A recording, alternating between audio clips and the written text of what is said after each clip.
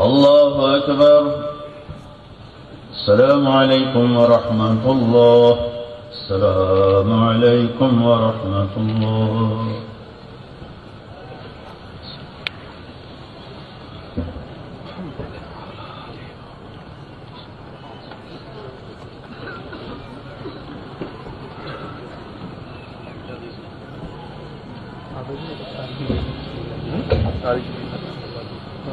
وارحمها وتجاوز عنها وأبدلها دارا خيرا من دارها ومالا خيرا من مالها وأهلا خيرا من أهلها ونقها من الخطايا كما ينقى الخبيث من الدنس۔ جب پیغمبر نے صحابہ کو فرمایا بلغوا عنی ولو آیا، اور صحابیوں جو مجھ سے سنا ہے، جو میرے اعمال دیکھے ہیں، میری امت تک پہنچانا تمہارا فرض ہے۔ صحابہ پوری دنیا میں پھیل گئے، پیغمبر کے اقوال کو بھی پہنچایا، پیغمبر کے اعمال کو بھی پہنچایا، پیغمبر کی ہر ایک چیز کو ہم تک پہنچایا ہے، پوری امت تک پہنچایا ہے۔ پیغمبر نے جس موقع پر جو دعا پڑھی ہے اس دعا کے الفاظ بھی ہم تک پہنچائے ہیں۔ پیغمبر نے سونے سے پہلے جو دعا پڑھی اس کے الفاظ حدیث کی کتابوں میں موجود ہیں، اٹھنے کے بعد جو دعا پڑھی اس کے الفاظ حدیث کی کتابوں میں موجود ہیں، پانی پینے سے پہلے جو دعا پڑھی، بعد میں جو پڑھی، دودھ پینے سے پہلے جو پڑھی، گھر میں داخل ہوتے وقت پڑھی، گھر سے نکلتے وقت پڑھی، اللہ اکبر کبیرہ، مسجد میں داخل ہونے سے پہلے جو دعا پڑھی ہے، مسجد سے باہر تشریف لاتے وقت جو دعا پڑھی ہے، واش روم میں جانے سے پہلے جو دعا پڑھی ہے، باہر تشریف لے آنے کے بعد جو دعا پڑھی ہے، غرضے کے ساری دعائیں پیغمبر کی موجود ہیں، صحابہ نے ہم تک لفظ بلفظ پہنچا دی ہیں۔ لیکن یاد رکھیے جنازے کے متصل بعد پیغمبر نے کون سی دعا مانگی ہے؟ حدیث کی کسی کتاب کے اندر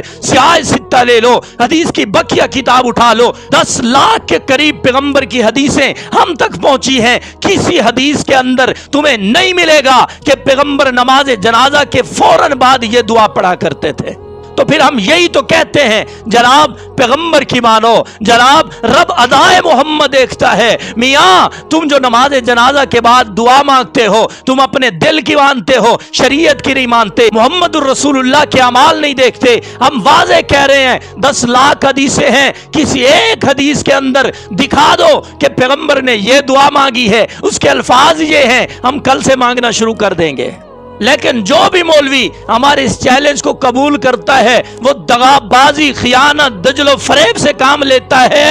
عام بندے کو جو ان پڑھ ہے، قرآن حدیث نہیں پڑھا ہوا، اس کو تو وہ قائل کر لیتا ہے، لیکن اس کے بعد جب ہمارے سامنے آتی ہے ہمیں پتہ چل جاتا ہے کہ اس نے کس طرح خیانت کی ہے پیغمبر کے فرمان کے اندر۔ تو اب ہمارے چیلنج کو وہ قرآن اور حدیث سے پورا نہیں کر سکتے، پیغمبر کی 10 لاکھ حدیث سے پورا نہیں کر سکتے، تو انہوں نے جناب مولانا طارق جمیل صاحب کو آگے کر دیا ہے اور دلیل دی ہے۔ جناب دیکھیے جنازے کے بعد دعا ہے، یہ تمہارے مولانا طارق جمیل دعا مانگ رہے ہیں۔